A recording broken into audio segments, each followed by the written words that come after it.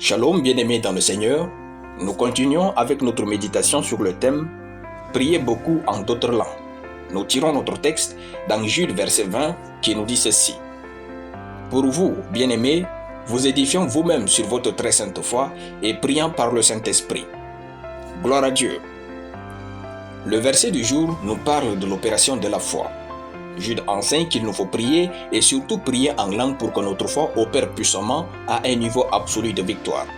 Quand nous prions donc en d'autres langues, nous chargeons notre foi avec la puissance du Saint-Esprit qui vit en nous.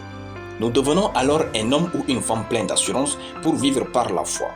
Il dit, vous édifiant vous-même sur votre très sainte foi et priant par le Saint-Esprit. Prier en langue nous aide à connaître la volonté parfaite de Dieu pour notre vie et vivre par elle. Souvent, nous ne savons pas ce que Dieu veut. Alors nous commençons à prier. Plus nous prions, plus la lumière de la présence de Dieu parcourt notre cœur et nous révèle ce que Dieu pense. Il est écrit, de même aussi l'Esprit nous aide dans notre faiblesse, car nous ne savons pas ce qu'il nous convient de demander dans nos prières. Mais l'Esprit lui-même intercède par des soupirs inexprimables et celui qui sonde les cœurs connaît quelle est la pensée de l'Esprit parce que c'est selon Dieu qu'il intercède en faveur des saints. Romains chapitre 8, de versets 26 à 27. Prier en langue nous aide à avoir un esprit de sagesse et de révélation dans la connaissance de Dieu.